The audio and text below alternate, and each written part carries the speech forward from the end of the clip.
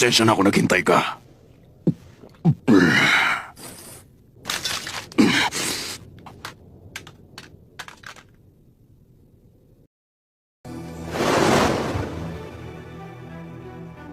Naalala mo pa lahat ng mga taong tinatay mo?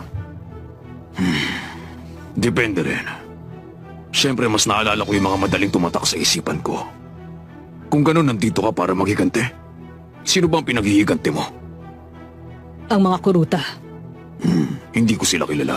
5 taon nang nakakaraan nang salakayan niyo kami. Walang imaheng pumasok sa isip ko eh. Pero 5 taon ka mo? Siguradong kasama ako doon kung ganun. Gusto ko malaman, sa tuwing pumapas lang kayo ng inosenteng estranghero, sabihin mo, anong tumatakbo sa mga isip ninyo? Anong nararamdaman ninyo? Wala namang espesyal. Lapastangan! Iiral ngayon ng hostisya!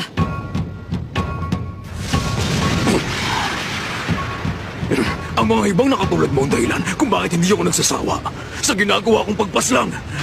Alam mo ba kung anong pinakagusto ko sa trabaho ko bilang spider? Yun ang ipagkait sa mga tulad mo. Ang hustisyang hinahanap nila!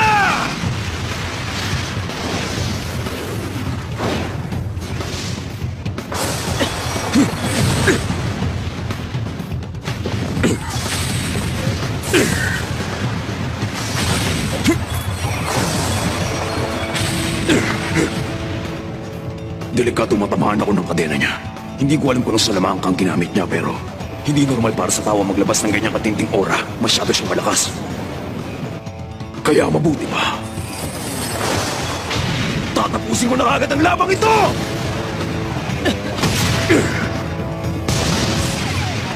Huli ka ngayon.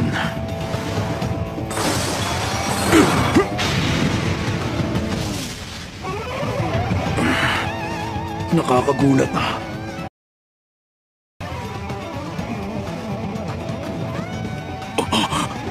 Bakit ganun? Walang epekto. Yung suntok mong yun, yan na ba ang buong lakas mo?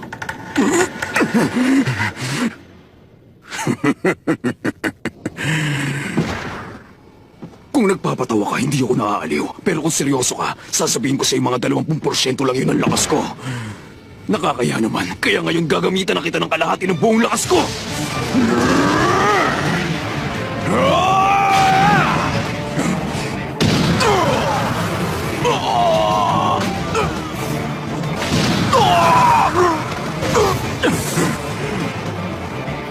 Humanda ka sa...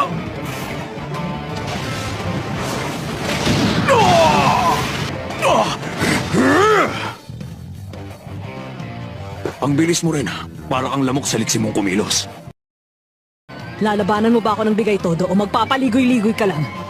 Sinasayang mo lang ang oras ko. Kung nagmamadali kang mamatay, pagbibigyan kita!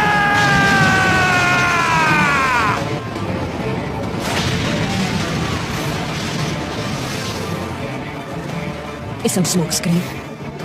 Naglahong presensya niya. Gumagamit siya ng in.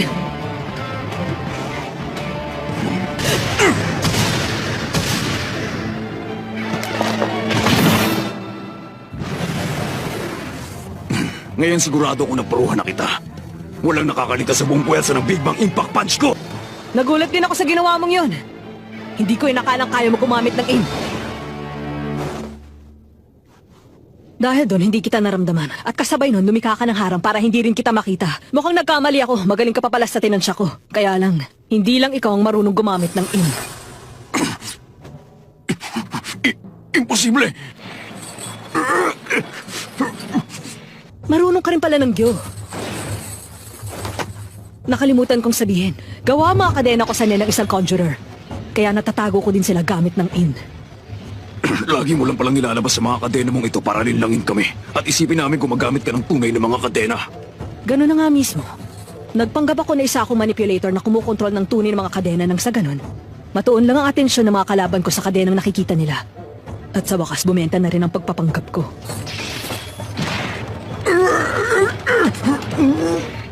Nahuli na kita. Talo ka na. Imposible. Hindi maaari ito. Nakakadepensa siya tulad ng isang enhancer. At likas na conjurer lang ang makakagamit ng nina ganito kalakas sa mga kadenang ito. Maaari kayang nagawa niyang hubugin ng ganapan lahat ng abilidad na nagpapaloob sa pagiging enhancer at conjurer. Pero hindi nangyayari yun. Nakikita kong nahihirapan kang maunawaan ang nangyayari. Hayaan mong ipaliwanag ko bago ka mamaalam sa mundo.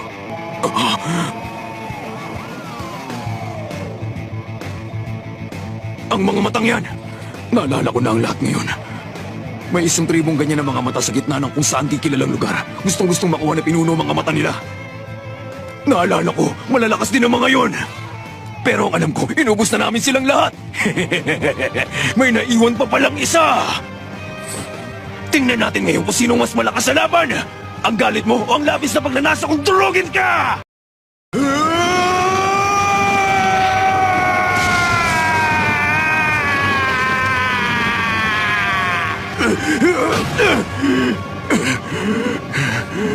Hindi pwede. Bakit ayaw? Sa oras na magbago na ang kulay ng mga mata ko, lumilipat ang nen-type ko sa specialist. Ano ka mo? At kapag naging specialist na ako, nagiging master ako ng mga ability ng lahat ng ibang nen-type. Ito ang tunay na nen-power ko. Ang Emperor Time!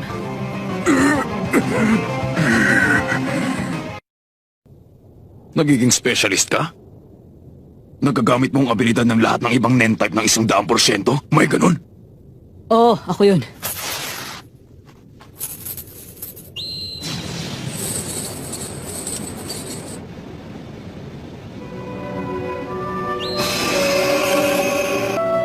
Nakakagamit ako ng pinabilis na pagpapagaling ng isang enhancer. Sigurado kong dinurog ko na ang braso ng yun, pero ngayon, parang wala akong ginawa. Pagkatapos nito, malalaman ko kung gaano ka-epektibo ang chain jail ko sa ibang mga miyembro ng Phantom Gang. Sa pilitang nilalagay ng chain jail ko sa Zetsu ang sino mang miyembro ng Phantom Gang na nabitag nito. Sa madaling salita, paralisado na ngayon ang nen mo. Kaya pala, kanina ko pa hindi maipalabas ang aura ko. Pinipigilan ng Zetsu ang pagpapalabas ng aura. Ibig sabihin, wala kang ibang pagpipilian gawin ngayon kundi subukan makawala sa mga kadena ko gamit lamang ng purong pisikal na lakas mo. Kung hindi makakawala sa mga kadena ko ang naturingang pinakamalakas na miyembro ng Phantom Gang, sigurado nang walang pag-asang makawala sa chain jail ko ang iba mo pang mga kagrupo.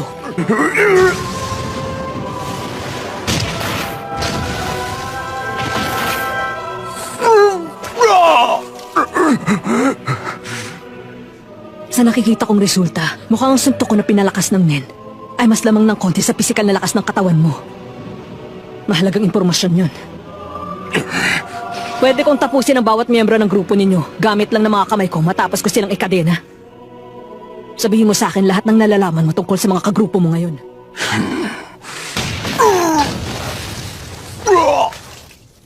Nasaan ang ibang spiders? Mamatay ka na.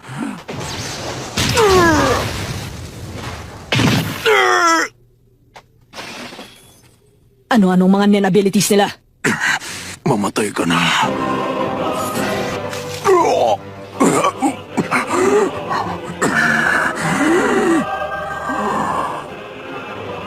Nasusuka na ako sa'yo. Ang pakiramdam na naiwan sa kamay ko. Ang nakakarinding tunog ng bawat pagtama. Ang amoy ng dugo. Bumabalik na nagsikmura ko sa sobrang pagkasuya. Paano niya nagagawa ang ganitong bagay na gano'n na lang na walang iniisip? Nang walang nararamdaman? Sumagot ka! Mamatay ka na.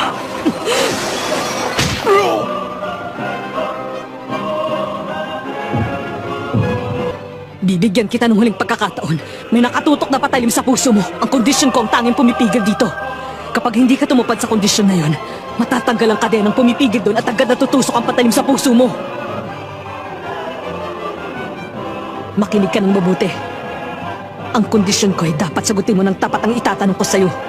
Kapag ginawa mo yan, hahayaan kitang mabuhay ng mas matagal. Nasaan ang kasama mong mga spider?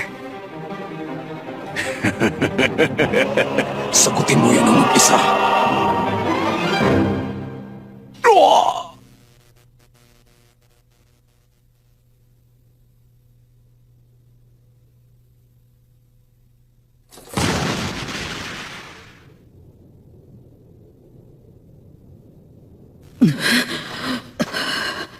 Masyado akong nagtagal sa anyo kong yun.